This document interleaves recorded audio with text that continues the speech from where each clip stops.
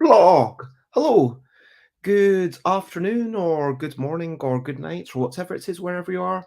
And last week I started a weekly vlog, and I'm continuing it. So it's the second time, so it's now a sort of tradition. So yes, I am. This is the second episode of my Bezzy blog. I'm going to talk about auctions and publishing and categorical. I'm going to talk about what I've been up to. Like obviously, there's a Friday daytime playtest. There's also a one-day playtesting event on Saturday. I enjoyed Miam. Well, I enjoyed playing it. It's not a great game. I enjoyed Balanx, and I enjoyed cycling around in the warm days. Maybe too much board game arena. Maybe feeling overwhelmed. I'll get into that. Um, it's the thing of like poking around versus feeling like I've got to do well. My new auction game, I think it's almost done. My price manipulation game will have major tweaks, and Yogi is basically done. Here's Yogi. I'm not going to show you what's inside. It's a totally different Yogi to that one. I've sold more games to Battle Link. Categorickell is being sent to me, and I'm going to get that out before the end of the month. It's been a long time coming, but it is on the way. Still working out mailing lists and Spiel preparation and working out long-term plans after I emigrate. And my final thoughts are that organization is needed. So, yeah, let's crack on with it. And one thing I will say is that from next week, I'm going to try and put this out around 2 p.m. on Sunday or maybe earlier, but I'm going to be generous with myself and see how I get on. Right. Who the heck am I? If you don't know me, well, how did you come across this? I am Bez. I love playtesting games. I love making games. I love playing games. I mean, so last week, let me talk about Playfest first of all. A one-day playtesting event that I think is going to be an annual thing um, in East London. Whoops, I just realized that there was a typo there. So, no one saw anything.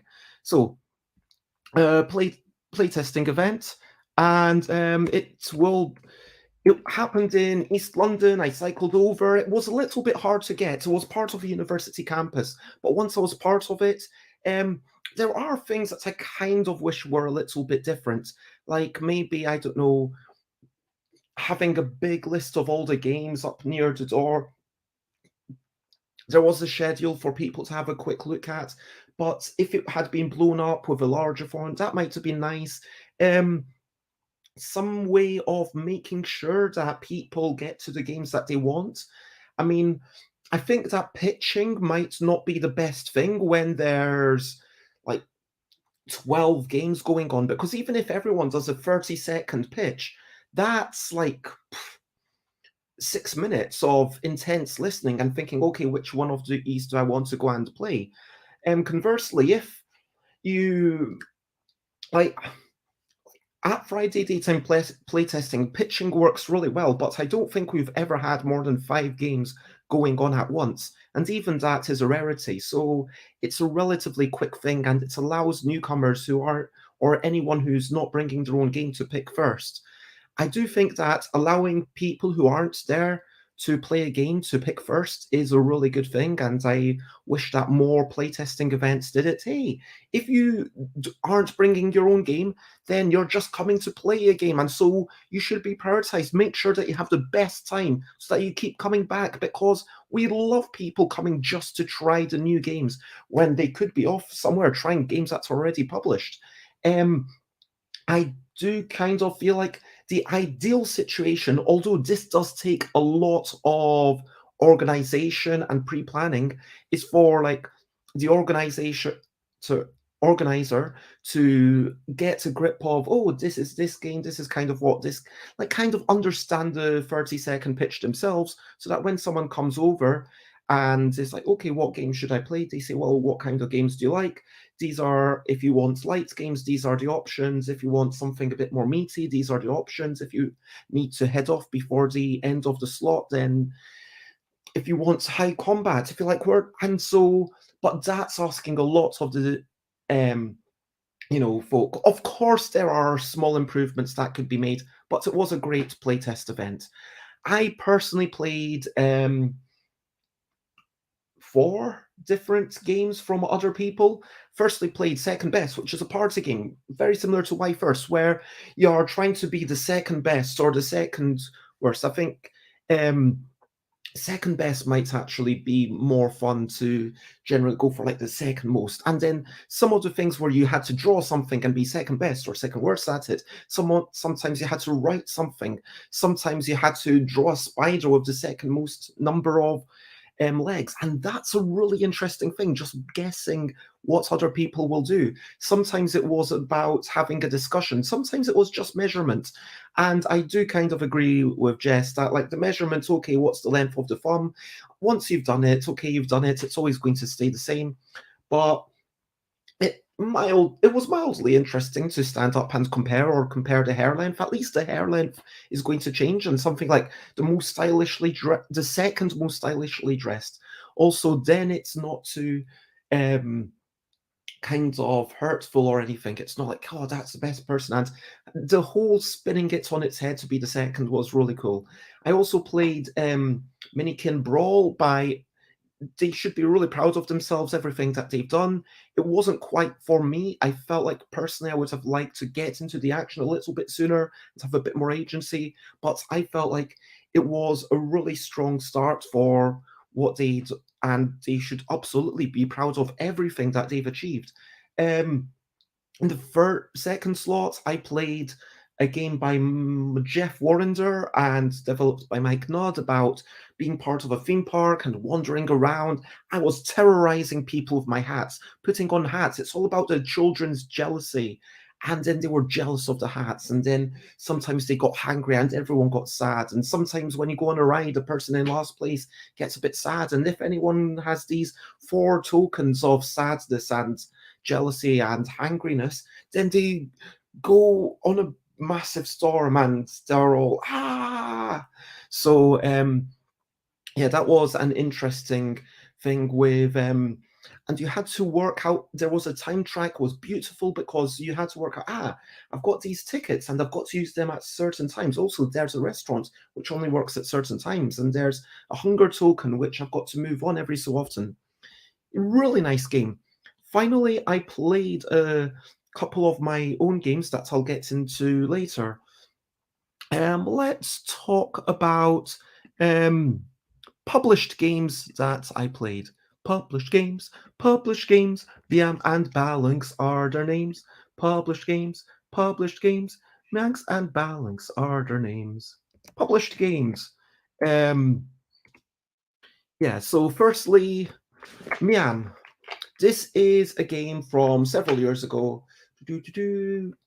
Um, Copyright 2009. It's a memory auction game, and you are going to flip over a couple of tiles every turn, just like lots of that Pelmanism, I think it's called. And Miam, it's not like if you get 2 matching things, you get them both or anything. It's just you flip over 2 and then you take 1.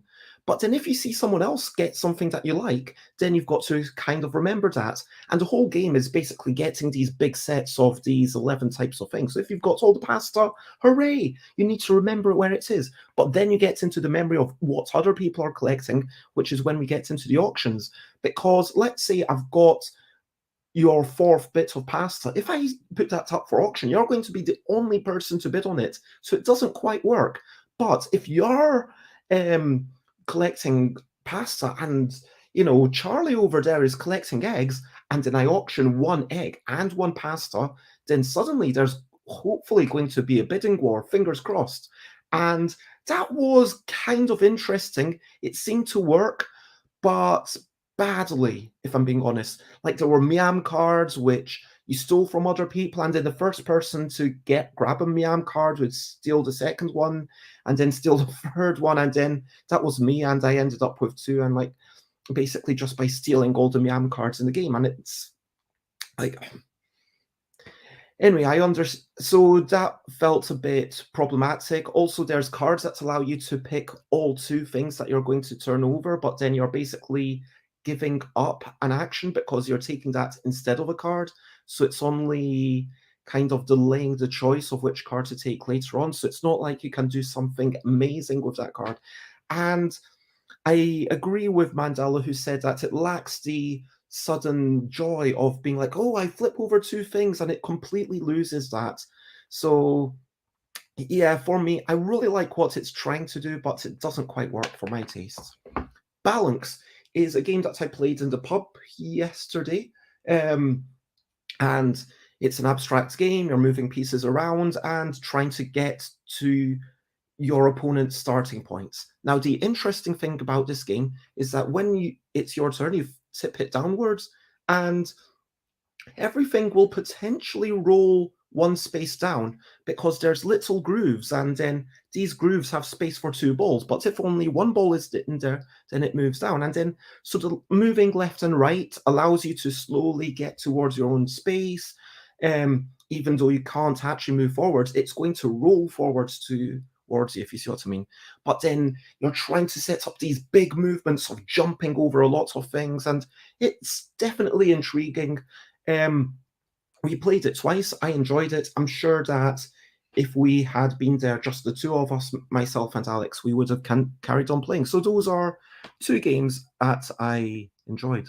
What have I been up to personally? Personally, this is what's been up with me. Personally, this is what's been up with me.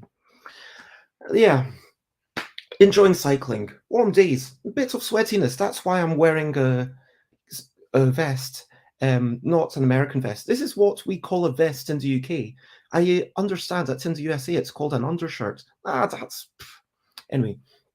So it's warm. It's a bit warmer in the flats than outside, I will admit. It's nice wandering around. Cycling is such fun in this weather. You cycle and then you have this joyous breeze. And I do enjoy cycling, especially when there's not too many cars. And then I've got to puff and it's shoom, I get to zoom down a hill or along a flat bits. And like sometimes like up a hill is also okay. Like going across Euston Road, and I mean, yeah, it's a busy road, but I feel safe in that road. Do you know what I mean? Because everyone's, carrying on at a steady rate. And if it happened, like no one's going to turn around and crash into me. Everyone's basically going straight forwards. It's fine. Um, Board game arena. I'm going to slow down on my board game competitions. I have done this weekly tournament, but then one of them, 4X, it ran out of time, which is not what I want. And I'm currently playing three of them at once, which means that there's a backlog of playing. And so I'd like to finish out the things that have started and slow that down because I've currently got like too many games going on Board Game Arena at once, and that's the way I feel personally. Um, let's talk about what I'm designing. This is my design. This is my design. I've got some games and these are mine. Some things come from my brain, and that is the way that my games are made. My designs. So, my new auction game is almost done. So, this is the new auction game that I first played on Friday, just over a week ago. Within half an hour, tweaked some rules, and it felt, oh, this is almost done. Now, all I need to work out is the exact numbers. I played it a bunch of times with Simon on the Saturday. I talked about this last week. We added 1 point per card in hand. I think it worked. That part of it's really needed. I took it to a board game cafe last week. I played it like 3 times 2 player. It worked well. I also played it a couple of times last Friday, 5 player. It seemed to work well. And then I tweaked these numbers very slightly. How many discs you get per auction, because it's all about having those majorities. And so the number of discs per auction is increasing to ramp up the game towards the end. And I want to get people to I don't know, how can I put this? Feel like, oh, the game's accelerating, and do I hold off on buying anything, or do I wait, and at what point, because there is the randomness of what actually comes out. Now, what I'm going to try for tomorrow, because I've got at least one person who's willing to play it again, is try to. I'm tweaking the numbers of discs. They are 8, 11, 14, and 21, which means that the game's mathematically guaranteed to end at a reasonable point for 2, 3, 4, or 5 players. And then the auctions are going to be for 2, 2, 3, 3, 4, 4, 5, 5, 6, 6 discs, and 7 at the end, which we probably won't get to. And David Brain mentions, oh, that feels like it might invalidate the earlier auctions. People might just not be bidding so much for those early auctions. It doesn't feel like you have as much time to establish a position. But we will see what happens. This is a kind of thing where it's just, let's see what happens. Yogi, I mean, talking about how games are basically never finished, I mean, this is a game that sold way more than 250,000 copies. And it's because, I mean, am I allowed to talk about this? Hypothetically, if Gigamic were to say, it's selling well and we like the game, but maybe we want to relaunch it. Maybe Gigamic would tell me like they are looking for a new artist. Maybe this would be an opportunity for me to say, hey, how can I modify this? How can I improve this game that's already good and already exists? And what I've done is I've taken out a few of the hardest cards, like two hands touching, and this card touching two hands, and this card on left and right shoulder have now just been combined into this card on shoulder. So there is still some spiky cards, but then I've taken out the hand on the knee, so it's now all above the waist, except for one thing where you need to touch the ground. But there's a lot more blue memory cards where you need to do things, and I've brought in some things from Yogi Guru. It's about 50% of the original stuff, 25% of the Yogi Guru stuff, and 25% all new. And I'm going to send that over and see what Gigamic think. But yeah, if this were to be relaunched, I personally think this is a much better game than In a Bind or Yogi was. And I would love for other people to get their hands on it and say what they think. Although that will probably only happen once it's, being released in a big way. But yeah, if you want to get a list of all the cards and try it yourself on a print and play version, like you can make a copy for yourself, and then I'd love to hear your thoughts. Or if you just want to read through the cards and tell me what you think, then shoot me an email at stuffbybez@gmail.com or on Facebook, or I was going to say Twitter. Most social medias I'll get in touch, but my Discord or Facebook or email is probably best. Anyway, so that's my design work. Oh, and there's a price manipulation game that I've been working on. It's my price manipulation game. There's a bunch of discs that you're kind of auctioning, and there's a bunch of discs for a market, and then the number of discs you've got, the value of each is determined by something where you're decreasing and increasing the price as time goes on.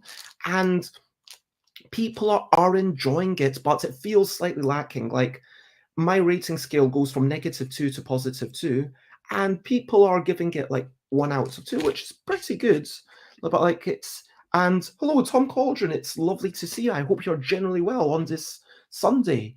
And yeah, lovely to see you join me live. This is my new weekly vlog. I'm not going back to daily streaming, but yeah, I hope you're well. What have you been up to?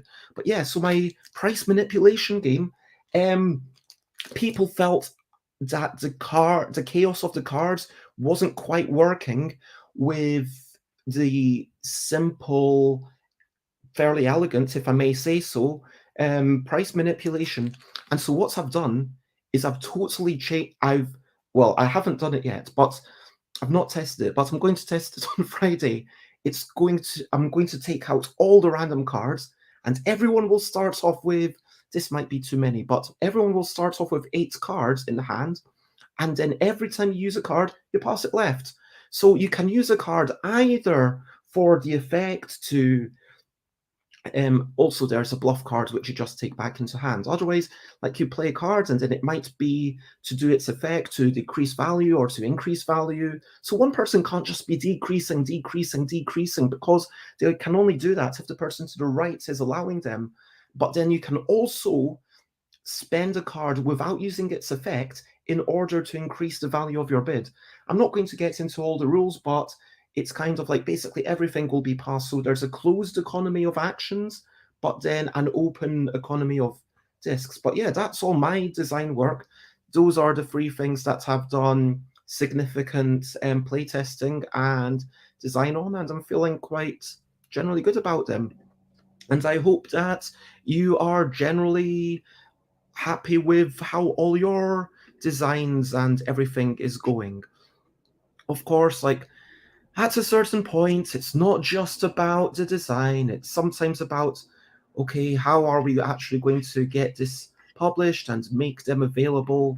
And that leads me to the publishing section where I'm going to talk about soup. That's slightly too long.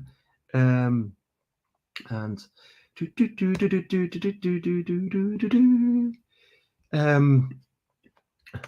so fundamentally, publishing is the part of the business that I am not the biggest fan of.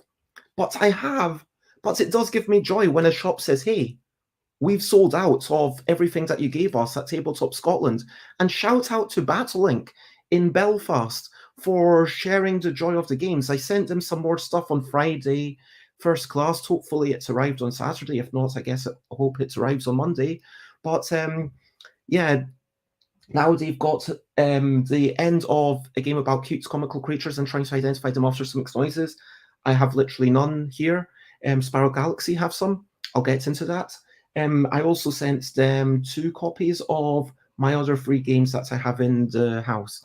And thank you to Battlelink for spreading the joy of that and for promoting the games. That's, relationships with shops are what it's all about. So I'm going to keep giving shout outs to shops, hopefully. Hopefully I'll have a reason to give shout outs to more shops. Categorickell, it is finally coming to me. After a long bit of absence, I chased them up. Apparently, I got an invoice from Parcel Force, so it's definitely, I'm getting 173 copies sent to me. And then next week, we're going to start shipping them out. And I've got to decorate a bunch of envelopes and apologize to a bunch of people and send out these surveys. But that is finally happening. And look, Categorical, just as a quick aside, I'm slightly sad that it hadn't happened in a better way. I wish I'd been able to put it into a really nice box like I did for Kitty Cataclysm or Wibble Plus Deluxe, but it didn't work out. And so everyone who backed a Kickstarter is going to get a little freebie as way of apology and acknowledgement that it's not quite up to the production standards that I wanted, and also it is much later than I wanted. Hopefully everyone will be okay with that. We'll see. And if I get it all out this month, then I'll feel pretty okay to maybe even start officially selling it to everyone. UK Games Expo next year might be like the big launch of the L deck. We'll see. Mailing lists. So I've started asking people, hey, would you like to be on my mailing list? And how often would you like me to email you? Would you like it to be daily, weekly, monthly, yearly? And just asking this kind of is a really good way of checking in with, hey, what's a reasonable amount of information for you personally? And I do need to get better at actually sending those emails out. And I do need to still work out how to access a lot of emails and what am I going to use for a big thing, because just sending it out via Gmail directly, BCC, doesn't quite work. Spiel preparation, I'm hoping to get 9 games reprinted, sent over to Poland to sell at Spiel. That's a possibility. We'll see how it works. If there's time, then hooray. If there's not, then life will carry on and I'll still enjoy my life and I won't be the most miserable person ever.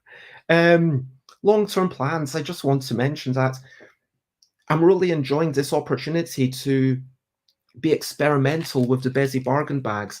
I mean, this isn't a final art thing, but I'm really enjoying that.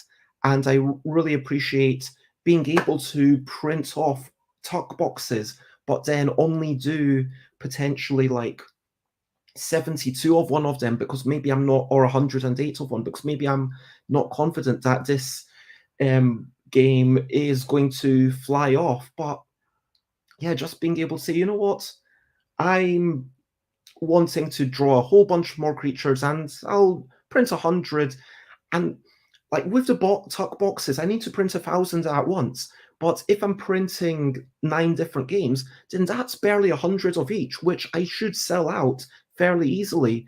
And so I think that long term, what I see as my long term plan is doing my Bezzy bargain bags and managing to use those as a form of experimentation, always £5 per bag, and not making much profit, but it's a way of getting it out there and saying to people, hey, do you like this? Do you like that? And to look, say, I hope that you are well. And thank you so much for popping in as always.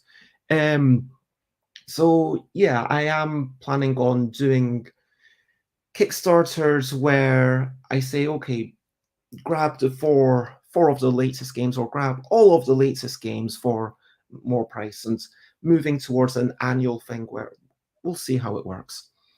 Then I think that's basically all my things, and let's go to my final thoughts for today, which is that organization is needed.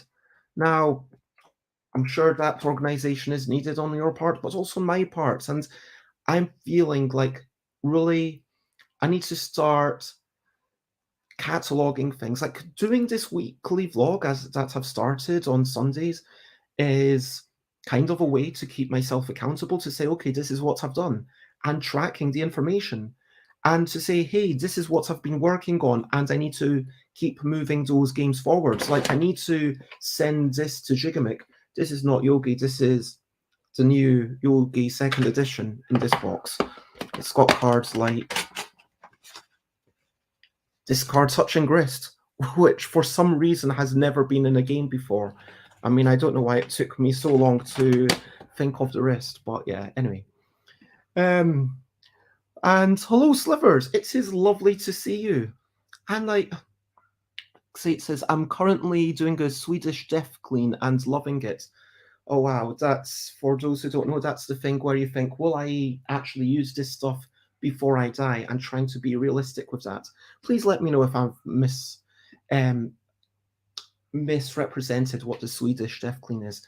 But yeah, organization, like going through the games and saying this is what I've got, and like I've got a bunch of stuff, and it's like, yeah, this stuff I'm planning to give to Xate, and hey, I got my description correct, and this stuff I'm planning to give to this other friend, and this stuff I want to just play and then get rid of, and these 20 games I'm maybe going to keep, and I need to get all my stock out of my flat so that Spiral Galaxy is taking care of it as I'm away. So that basically right now I'm not quite doing the Swedish death clean, I'm doing a Swedish immigration clean almost. I also call it the Marcellification because some things I still need, but not his version of it, replacing those. I like that. And I hope that there's a lot of relief. And even though you're doing a Swedish death clean, I assume that you still want some of the games that I mentioned, but I'll kind of, yeah, we'll talk about that separately. But yeah, that's me. Like, I'm kind of thinking that this is the big thing. Like, I need to organize time to say, okay, I'm doing this. And not because it's so easy to just spend more time on the internet and just like let it fritter away. Like when I'm streaming, I feel like I'm actually doing something and I'm talking to you. Then you come to me and then you talk to me about your Swedish death clean or your demarsification or your playtesting that you're doing or whatever, and just coming in and saying hello. Like I love it. And there's that, even though it's not like a face-to-face connection, there's a definite connection. But like so often, it's easy for me to, like last night, I'm not going to lie, like I watched 3 episodes of the IT Crowd, and did I need to? Like, did I actually get that much joy, or was it like a little bit of an, dare I say, addiction, compulsion? Yeah. Anyway, Unless anyone wants me to talk to you about Eric's jam, because I do have some two types of jam that I was going to taste and tell you all about. And that is everything that I've got to say. So,